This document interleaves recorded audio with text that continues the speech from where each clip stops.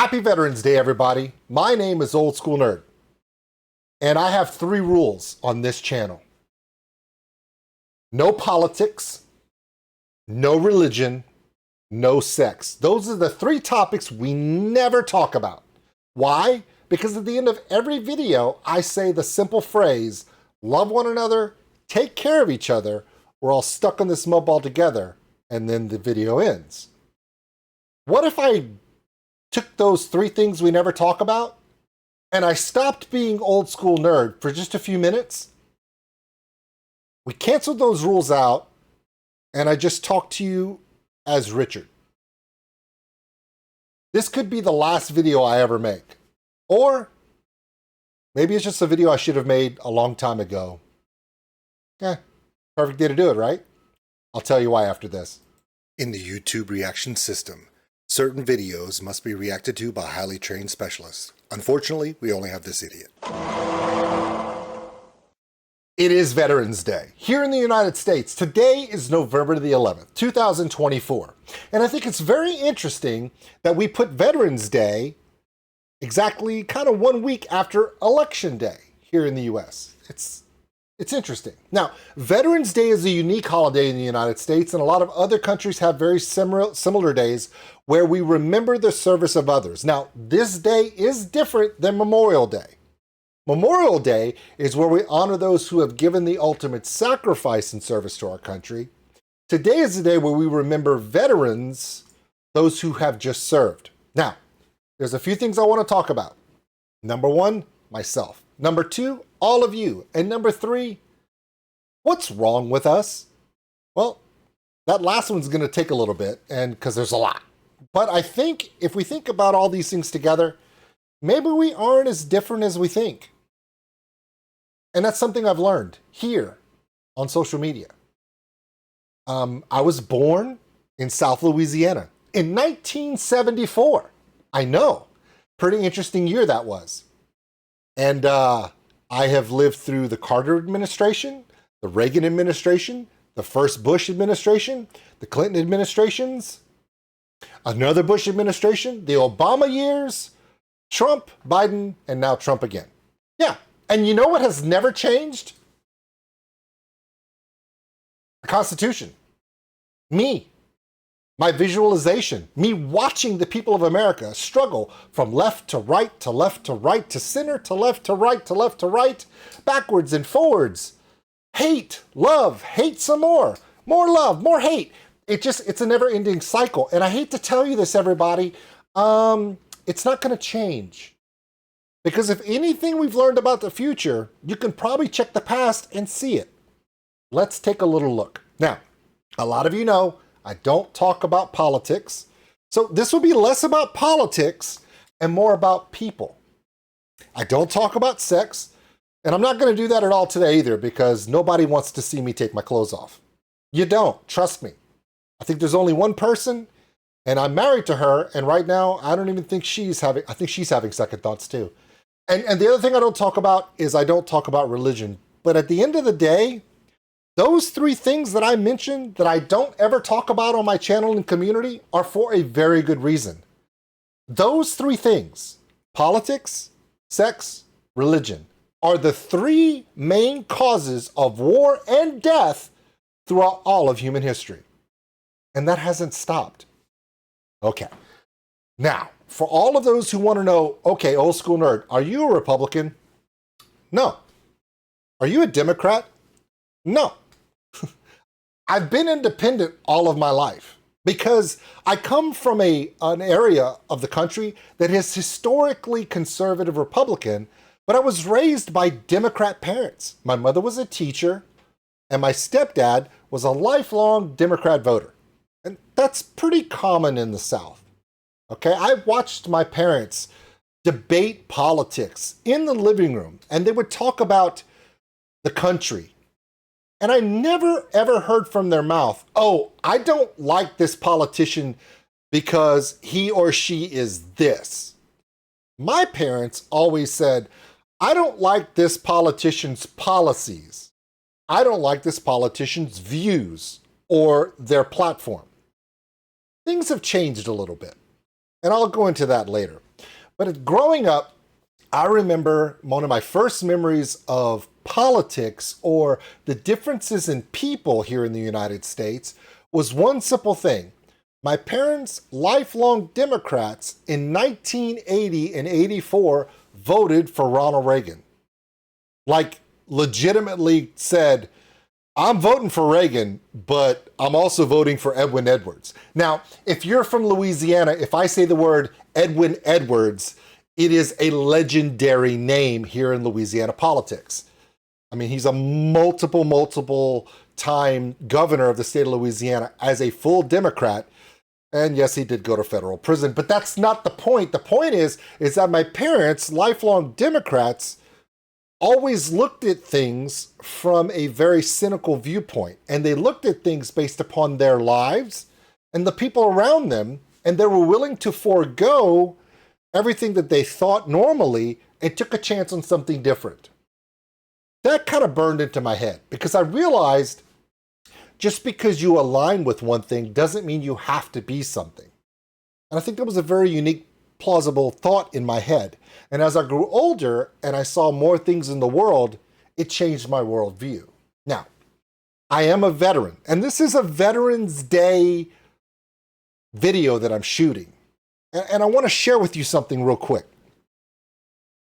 There is something that every veteran has to do when they serve this country. All of them, like I myself, went to New Orleans, Louisiana, and went to what's called a MEP station. It's where it's an entry station, medical evaluation. It's where all the branches of military service go for those pre-service checks before you enter your basic training boot camp. Yeah, okay, you get the idea. Mine was in New Orleans, Louisiana, and it didn't matter which branch of service everyone was in that MEP station. Air Force, Coast Guard, Navy, Army, Marines, it didn't matter. They all stood in the same room together, and they all took the same oath to the Constitution. I'm going to say that again. We all took the same oath to the Constitution to defend and to uphold the Constitution. As I got older, I also realized something. You know who else does the exact same oath? Every public office holder. Judges, all the way up to the Supreme Court. Politicians, all the way up to the President of the United States. And a first-time, not even been through boot camp or basic training service member, we all take the same oath. They just change the words around. Like, I'm not saying, my name, do solemnly swear to uphold and defend the Constitution as President of the United States. No. Mine was different. But all of those oaths always start with the same thing. To uphold and defend the Constitution. You know who else does that? Police officers. Local politicians. So it doesn't matter what level of service you're doing, whether it be the highest office in the land or a National Guard reservist like I was. Yes, I was in the Army Reserves. And that kind of stuck with me. And there's a reason why. When I joined the military at a unique time in our history. The Cold War was over. The Soviet Union had collapsed. And it wasn't 9/11 yet. I joined the service in 1993. So it was in this very strange area where there wasn't a big enemy, but the war on terrorism hadn't started. So it was kind of in a strange time. And for us to still say we're going to uphold the Constitution didn't mean as much because there wasn't this big enemy to look at all the time. And so as I'm going through and I joined the military, I realized something right off the bat. In my basic training, I discovered something that a lot of you who are veterans discover. There is no demographic in the military that you can point to and say, most are like this, most are like this, they're mostly like this. My platoon that I was in basic training with had people from every walk of life. Every part of the United States and its territories We had someone who was from Puerto Rico. We had people from Brooklyn. We had a guy from Compton, LA. No lie. We had guys from Dallas, South Louisiana. We had people from all walks of life, every gender in their own head, you know, because as I said, gender is kind of a nuanced thing. When I started in the military, you had male and female, because this is 1993. And that's something I want to talk about later, is how things have changed for us. But in 1993, things were beginning to change in America towards gays and lesbian and those rights for those people. And I remember being in the middle of all that, and that was a big hot button topic when I was in the military, because that was also during the time of don't ask, don't tell. You weren't allowed to say if you were gay or not, and if you did, you know, but then they couldn't ask you. It was a very odd time where everyone was walking on eggshells, because people that wanted to be a certain way, it was still a stigma for them to be who they are, and the rest of us were being confused because nobody knew how to handle it. I lived through that in the military. Now, one thing that was pretty common where I was the mix of races and demographics in the military. My senior drill instructor was an African-American man that stood 6'8", and he was an imposing, monstrous figure. I also had a drill instructor that was a tiny little white guy from Illinois. And my senior drill instructor for our platoon was a Hispanic gentleman. I will never forget these people, because it reminded me of something. Man, I can get yelled at by everybody. And it didn't matter, because they were all professionals. They all were working towards a high standard of their skill set in their career. And it didn't matter what color their skin was. That impressed me a lot. And it kind of changed my thinking. When you grow up in the South, there's a lot of stigma, even going into the late 80s and early 90s. Remember, things aren't always as simple as A and B. Sometimes there's a whole bunch of letters between A and B, and they shouldn't be there. But we're human, we're fallible. Now, so I leave while I'm in the military, I get to do a bunch of things. And after my military service, then I start working and I begin to travel in my work. Traveling around the world does something to you. A lot of people who have very narrow-minded, focused opinions, and they're not very pliable, and they're not very yielding, have a tendency to never leave the city where they're born, or the small town where they're raised. That limited worldview can actually stifle yourself. It can bring you to the realization that maybe your singular point of view that you're raised on may not be the same as everyone around the world. So I was blessed to be able to go and see other cultures and to visit other places and to see that everything isn't always as cut and dry as you thought from your perspective growing up where you were. It's another thing that changed for me. Now, here's where it gets weird. Then I started to be able to vote. Now, I understand that right now in America, one of the biggest hot button topics are trans rights. The community of trans individuals and the struggles they're dealing with, both pro and con, acceptance and denial. Now, I am not trans, okay? I am a straight white dude, okay? I can only be who I am. And it's very interesting to me to see the struggles of a group of people trying to find their place in our society. Now, I could talk about it just from how I feel now, and I would have a unique perspective that some people would agree and some people won't agree on. But I'm not going to do that. I am going to tell you this happened before, multiple times in history. And every time we as a society, as a civilization, as people, have handled it a certain way, it has gone badly. And every time that we have handled it in a different way, it usually turns out okay.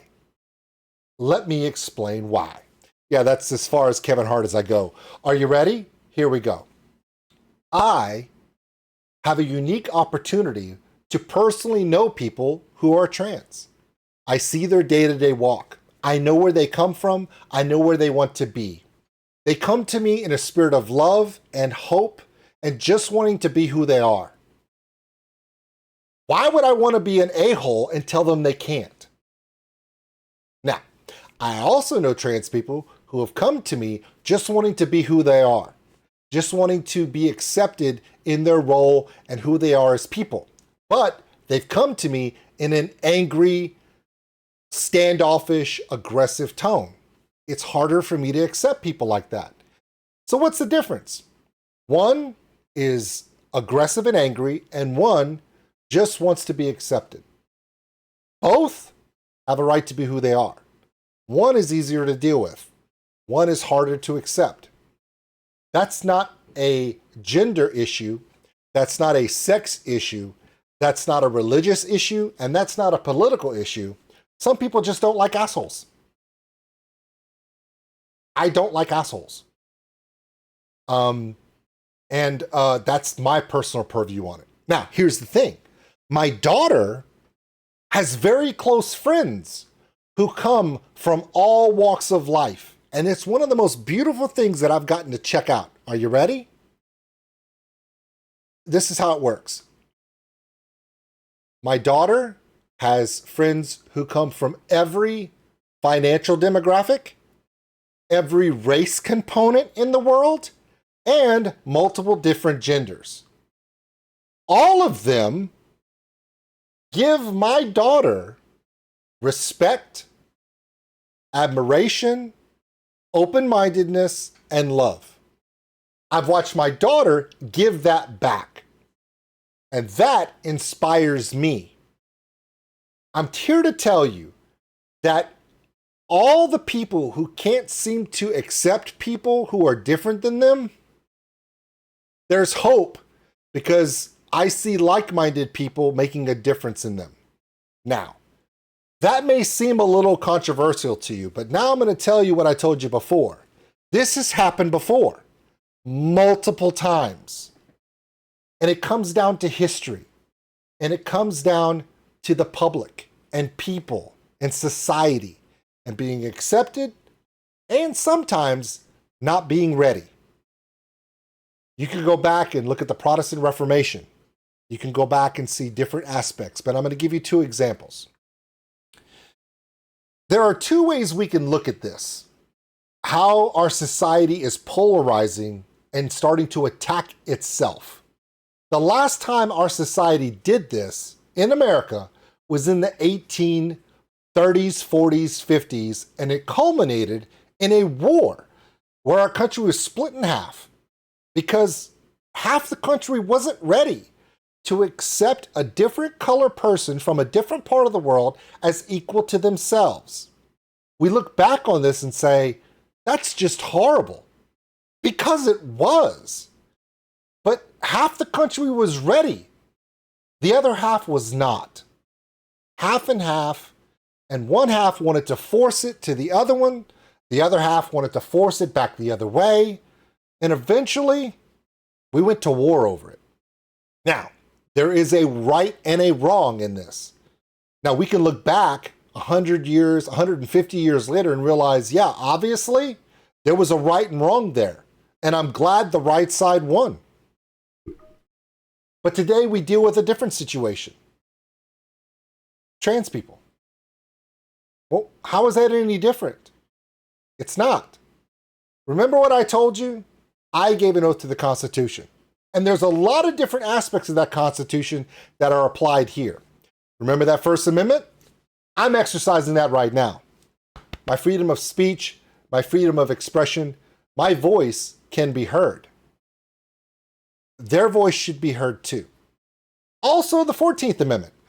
Every person must be equal under the law. The government and the Constitution and the law must treat every person the same.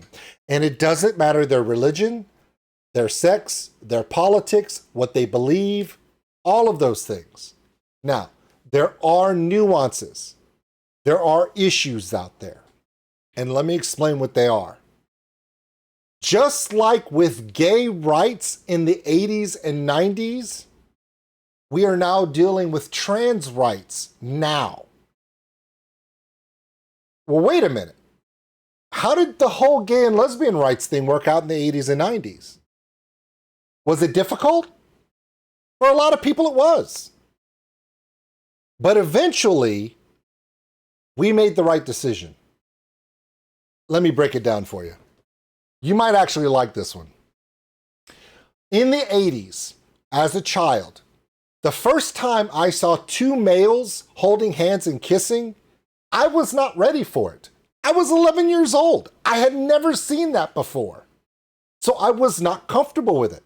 And most of the people around me would not accept it, especially those who were very religious, and their religious Christianity or Judeo or Muslim, or you name the religion, most religions don't look upon that in a positive light. So even as a young person at 11 years old, I wasn't ready for it. And that was in the 80s. And in the 90s, things started to occur. We saw our first kiss on TV, Ellen DeGeneres, and there were different people that were gay and or lesbian who began to be more outward in public, and they began to be more accepted in the public eye. Now, a big change occurred in our country here in the US, where the idea of two men or two women could get married. Now, even to this day, there are people that do not believe that gay marriage is okay. Here's the catch. Those people have every right under the Constitution to believe that and to feel that way. But those people who are gay and lesbian, who wanted to get married in the 90s, were breaking ground, and they did it in a very unique way. They raised their voices and they asked the simple question, why can't we just love who we want to love? Not, if you don't give us these rights, we're going to attack you. They didn't say, if you don't give us these rights, we're going to burn your house down. And they never said, if you don't give us our rights, you're evil and we're going to ruin you. That wasn't said. In the 90s, the gay and lesbian community came out and said, we just want to be like everybody else. Why can't we have all the rights that you do? It's a very good argument. It's a very strong argument, because if you're a person who believes in our Constitution here in the US, it's a pretty good point. That whole First Amendment and that 14th Amendment, it's pretty solid. And then when you realized, and people, general public, and even myself, and the people that I was around realized, you know what? I once wanted to do this too. And I can, so why can't they? And at the end of the day, most people don't care who you love. Most people do not care who do you want to fall in love with. And really, it doesn't really matter if the person that you want to spend your life with is the same sex and gender as you. If that's a problem from a religious aspect for you, I get it. But at the same time, from that religious perspective, who are you to judge? Last time I checked, the disciples actually challenged Jesus himself, the Son of God, why he would dare speak to the woman at the well. You can't speak to her because she's a Gentile. She's not Jewish. She's not one of us. And she's a prostitute. And Jesus literally said, that's the whole point. I don't think it's our job to judge someone else. Now, that's my personal opinion. Now, here's the thing. I truly believe myself that if you believe in God and you believe that one day we're all going to be judged, fine. 100 respect that. Totally get it. I'm in there with you. At the same time, I truly believe that the only way you're going to affect change in someone is to show them more love than they have as they are now. I have never seen in my life a social issue get resolved correctly using hate. Not one time for either side. I'll wait. Give me an example where hate has affected change in society for a positive way. Soviet Union, Communist China, I'm waiting. Bring it on. It doesn't work like that. It didn't even work for Jesus. Think about that. Jesus could have come down from heaven as the Son of God and wreaked war, retribution, and wrath on a heavenly scale that even Genghis Khan could not have dreamed of. But did he do that? Not one time. The only time Jesus ever lost his temple was where people were using the house of God, his house, to commit sin. The sinners can sin, and he will love them, but the people who are supposed to be representing his name, if they commit sin in his name, that bothered him. Think about that the next time you, as a person of faith, want to judge someone because they don't have the same beliefs as you. That's not how we work.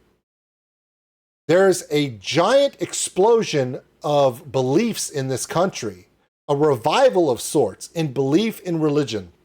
The ones that are preaching love, acceptance, and trying to find people through love. And if you want to change someone's behavior in their life, you have got to use the proper approach that Jesus used if you want to go that route. He came here in love and sacrifice. And through his love and sacrifice, things change. That's as far into the religious argument as I'm going to get, because my religious experience is different than a lot of yours. But at the end of the day, it's really hard to say that I'm going to attack a group of people because God told me to. Never seen that. I've never seen that work out okay for you. And I'm speaking to everyone who has any semblance of history when you look at the fact that Ireland is still split in half, not because they don't believe in the same God. No. They believe in the same God. They don't believe in the same way to worship him. Right now, literally, Ireland, for the last many decades, God has been going, oh, please just get along. Okay, don't believe me there? India, Pakistan. Do you think they're fighting over Kashmir because it's like the best place to grow wheat? No.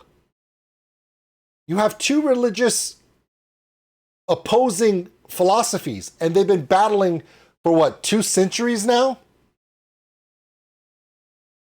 Beliefs through hate. Maybe that's not a good example. So let's not do it in our personal lives either. Let's get back to the trans community. I know a lot of crazy stuff happened last week, and I know a lot of people are upset. But I also want to say this. Can gay and lesbian people get married now? Yes. Is it a law? Yes. Did our government vote for it? Yes. Why did our government vote for gay marriage to be allowed and be part of the basic rights of every man and woman out there?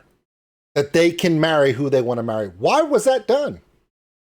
It wasn't done because politicians in Washington finally thought to themselves, we're going to tell the Americans exactly how they need to believe. No, because if they had done that, it would not have worked out right.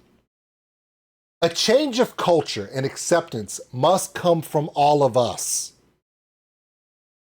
The population of America, all of us, a majority of Americans said, why can't they just be who they want to be?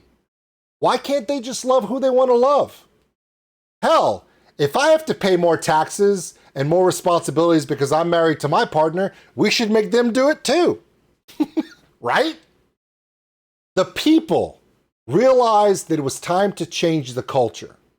And the constituents of politicians said, you need to vote for that. And the change occurred, and now if you just walk down the street and two people of the same sex are together and in love and sharing their life together, is it an issue now? No, and it shouldn't be. The difference is this time, it's not time where the culture as a whole understands what's going on. I'm lucky. I have people in my life who are trans. They share me an example of love and understanding. And they share with me their need to just be accepted and be who they are. I'm on board with that. But not everybody gets to live that example that I do. There are a lot of people, the majority of citizens of this country don't even know anybody who's trans. How can you get them to understand something they've never seen and they don't know what to do with it? They don't know. I think the biggest problem this time in this election and the election before and the struggle that the trans community is having with being accepted is that the government is trying to force the population to accept rules that they don't understand. That's why it's not working. People are actually rebelling against the government, telling them anything. Remember, over half of Americans don't believe a single word the government tells them. It's true. And it's like in Louisiana, if the state legislature puts forth a vote to the populace and the word says tax on it, I can guarantee you most of the time when they pass and the word tax comes on a bill, most people will vote no. Why? Because they don't want the government taking away their money and they don't want the government telling them what to do.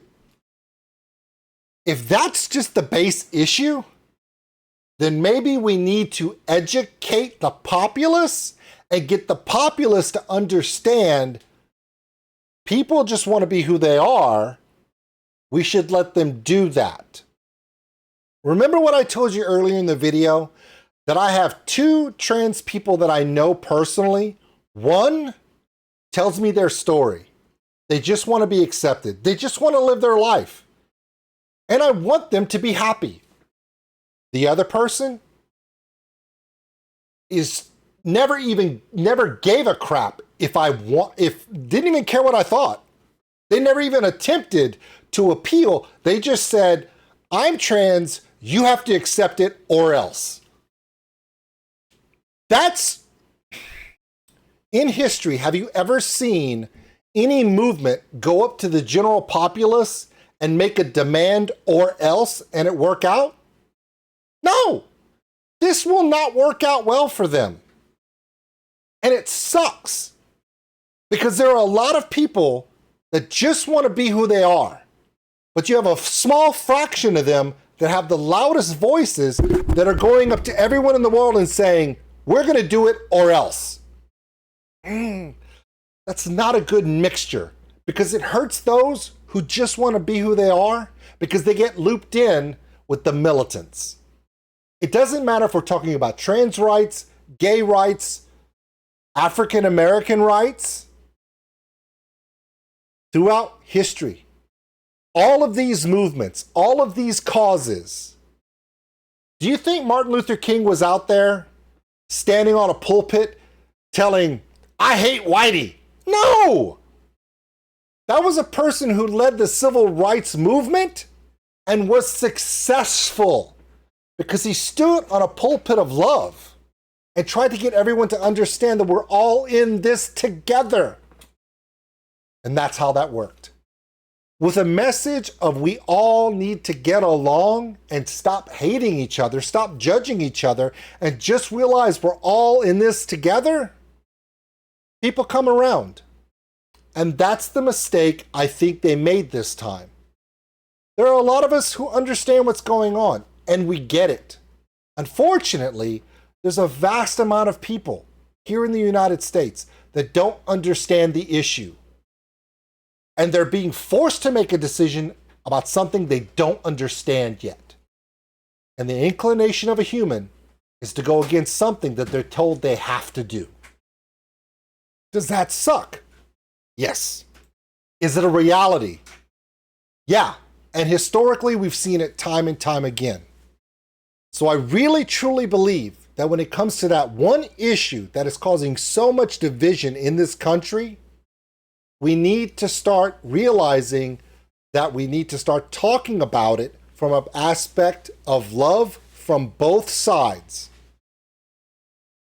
Because if the trans rights movement, those people who are trans, trying to find their place in this world and just want to live their life and be who they are, if they were able to do so without being hated from one side and being forced to show that they're a hateful group on this side and just be who they are, progress would be made. Is it fast? No, it is not.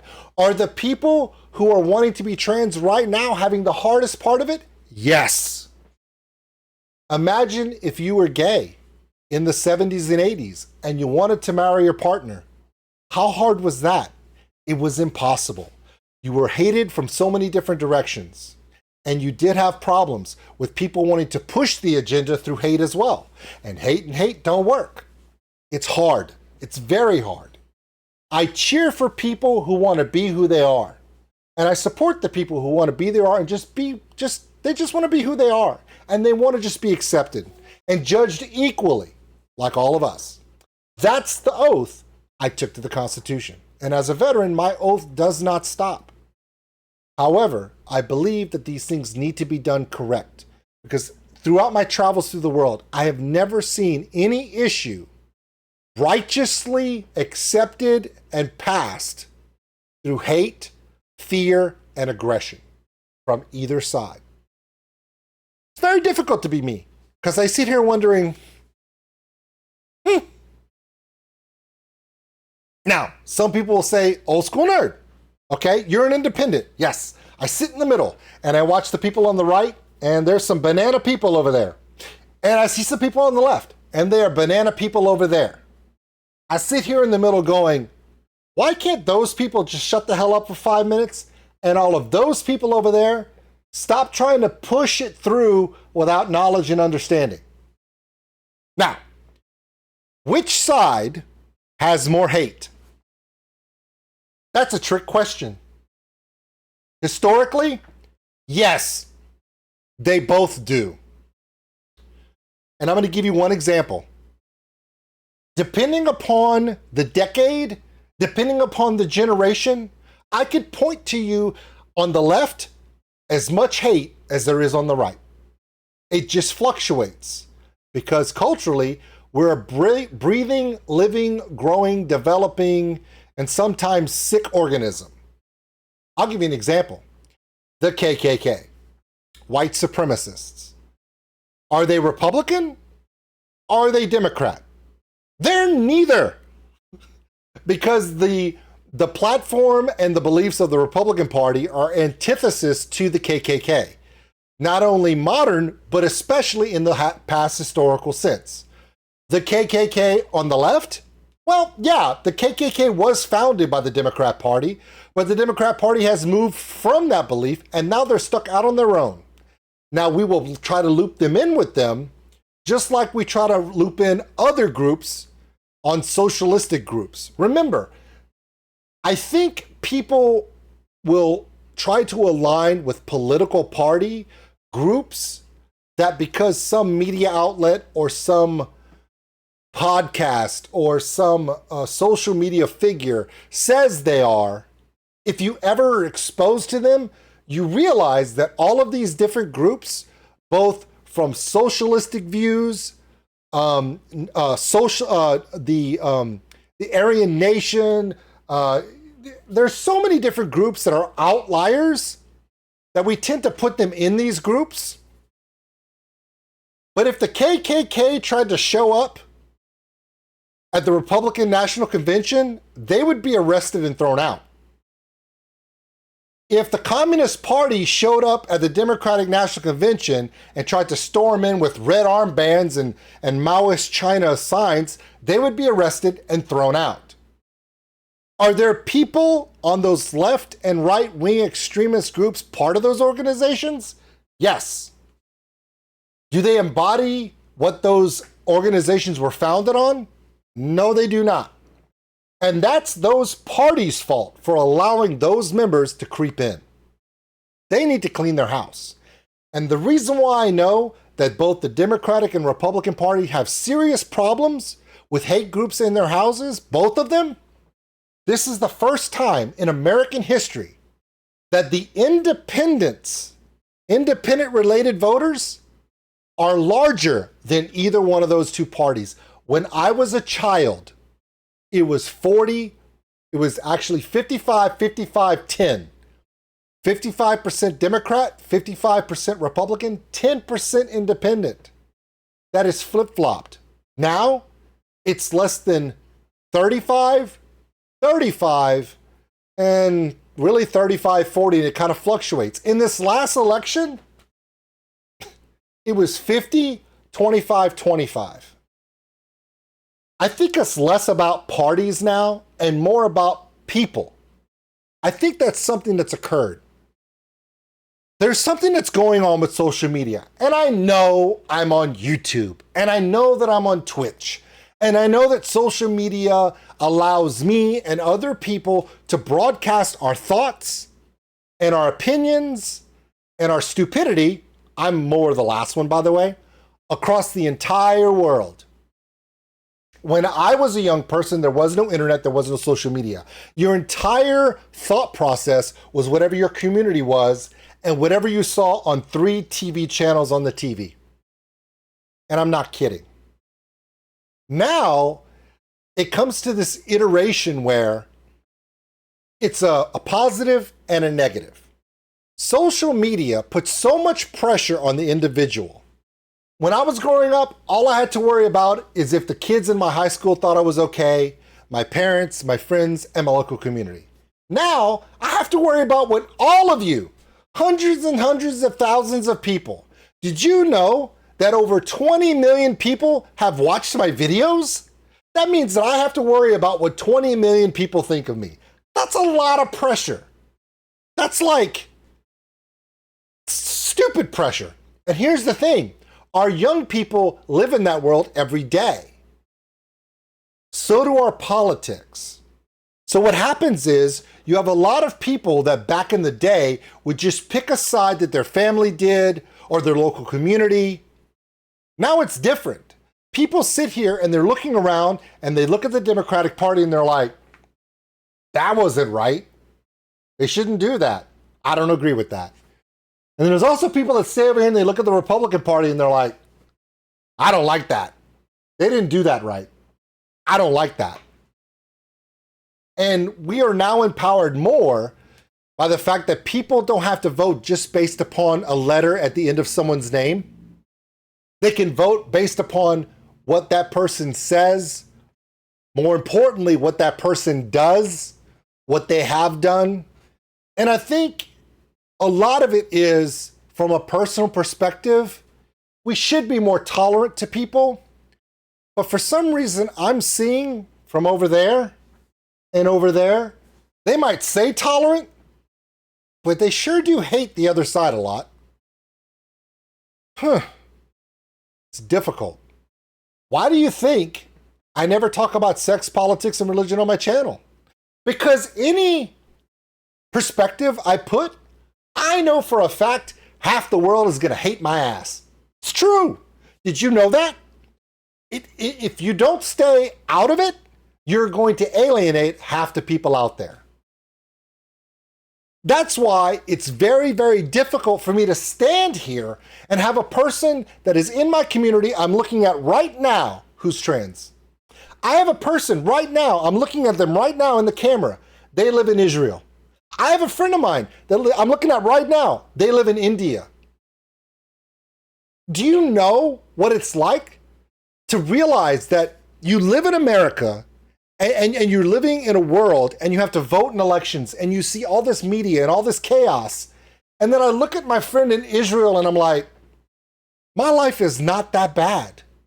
I look at my friend in India and he tells me about his daily life and I'm like, you know what? I'm looking at all the stuff from America, from the politics and news and going, I don't know what the hell we're complaining about. My friend in India may not eat today.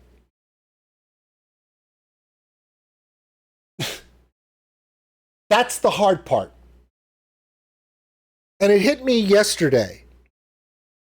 As a veteran, I took an oath to the Constitution to treat everyone the same and to abide by the laws that we've set forth, that we should treat everyone the same and everyone equally. And then I watched my own country and people in my country who took the same oath I had, who hate so much. I get it's politics. But if you disagree with someone, you don't have to hate them. And I'm talking to everyone out there, all of you. Just because you don't agree with someone doesn't mean you have to hate them. Maybe you can do like I do. I have my own personal beliefs.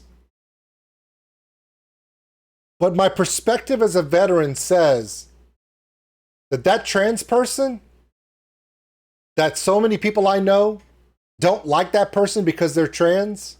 I took an oath and I've lived that oath every day of my life. That person deserves everything that they get. Period. And I respect that person. The other trans person I know that is always angry, and anytime I've used the wrong pronoun, they get mad at me. I'm trying. I'm a human. I screw up. I'm sorry. You know what the difference is? I'm trying. Hey, the fact that someone's trying and they feel bad when they're not perfect, that's the kind of person you want on your side. Same thing with race, same thing with religion, same thing with politics. There's so much division and so much hate in America. I sit here in the middle and I'm looking at both sides going, y'all gotta stop. Y'all are ridiculous. I'm trying to raise 3 daughters over here, and you'll have all 3 of them freaking the hell out because they think the world's going to end tomorrow because y'all can't get along. Tell me I'm wrong. I'm waiting. Are some of the things I'm saying lacking a little bit of knowledge? Maybe, but all I can speak to is what I do. Remember what I told you at the beginning of all this. I'm not trans.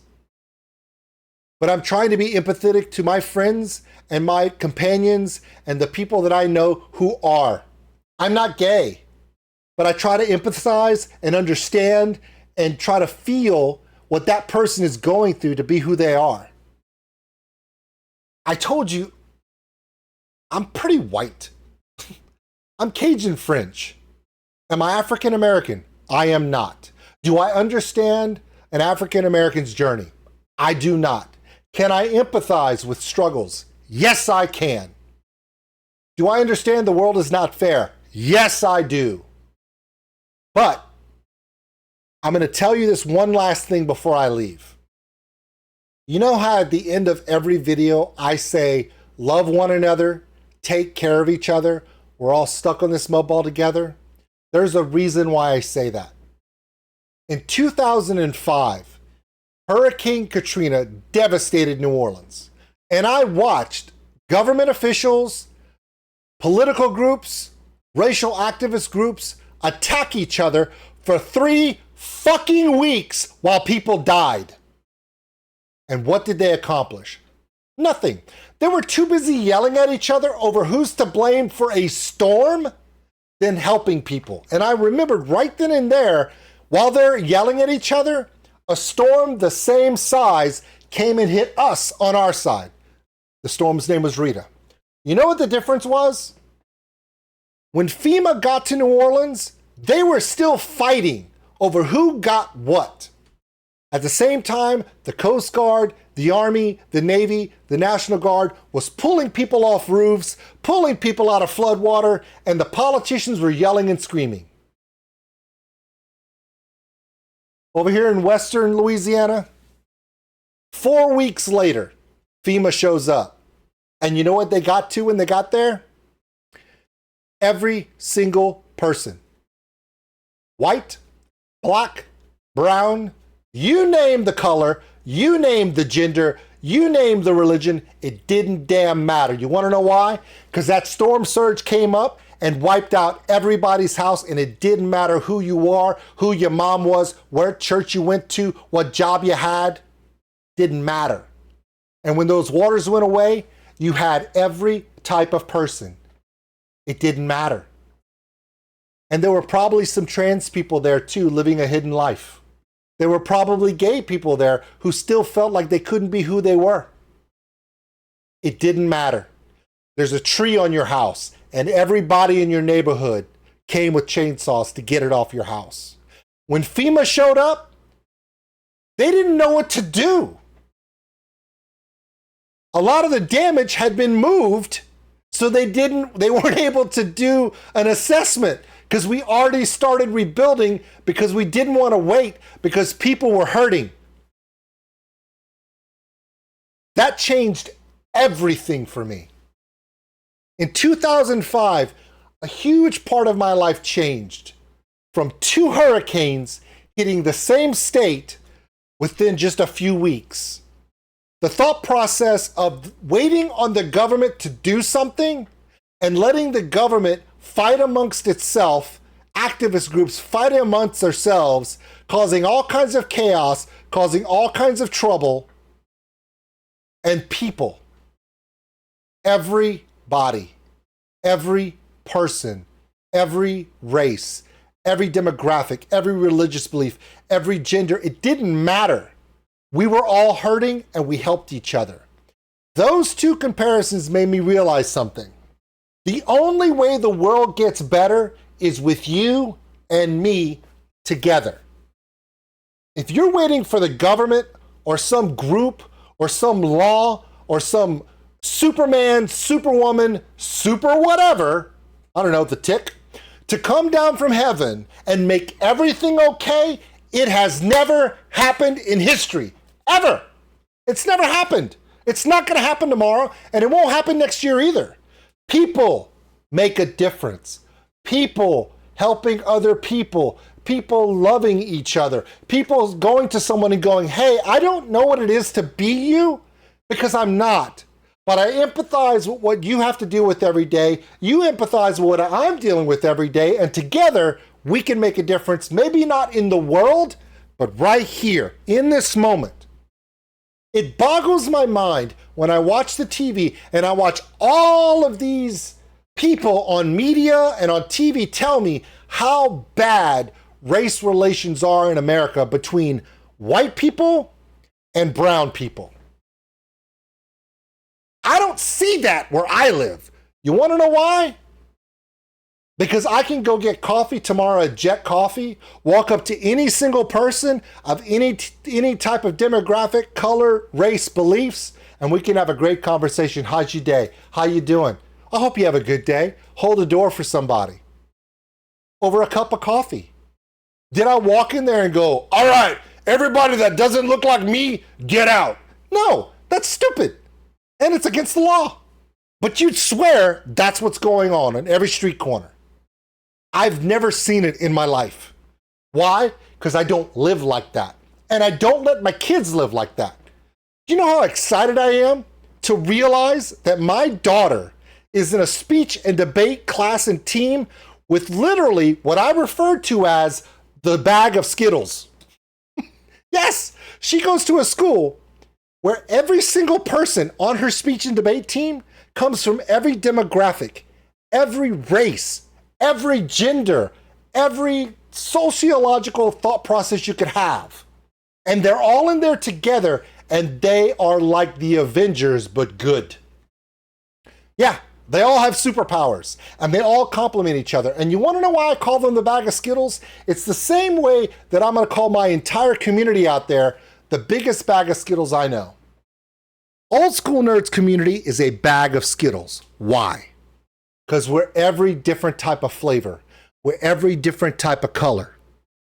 But if it's just me, I'm just a great piece of candy. If it's just you, you're just lemon lime. If it's just you, you're just an orange piece of candy. You put us all together, we're an iconic brand that the world knows and buys and enjoys the crap out of. By ourselves, we're just who we are. Together, we're iconic. My name is Old School Nerd. And I just had to share what I've been going through this last week. So many people that I know personally are either devastated about the results of the election. Some people are dancing and doing a jig. To me, both of them have valid points. I stand in the middle and I worry about those who feel like their life is negatively impacted. And I worry about those who are dancing in the streets, because my worry is those two groups of people are talking to me, but they're not talking to each other. That's our problem. We're too busy talking at each other.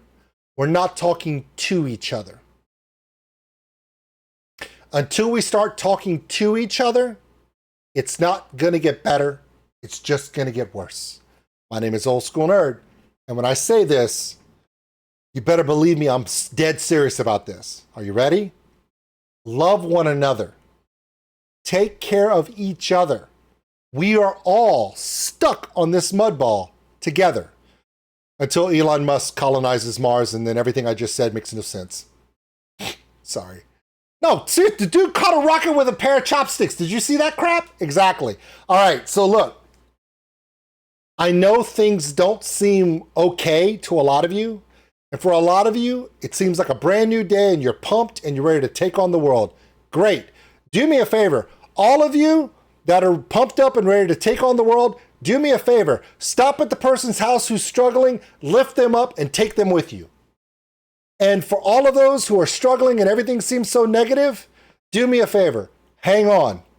There are people of us, like myself, who are still thinking about you every day. And with that, probably going to get canceled. It's okay. If I do, I'll start like a cooking channel. And that way I don't have to do anything but cook food. That'll be cool, right? But yeah. I feel better. I really, really do.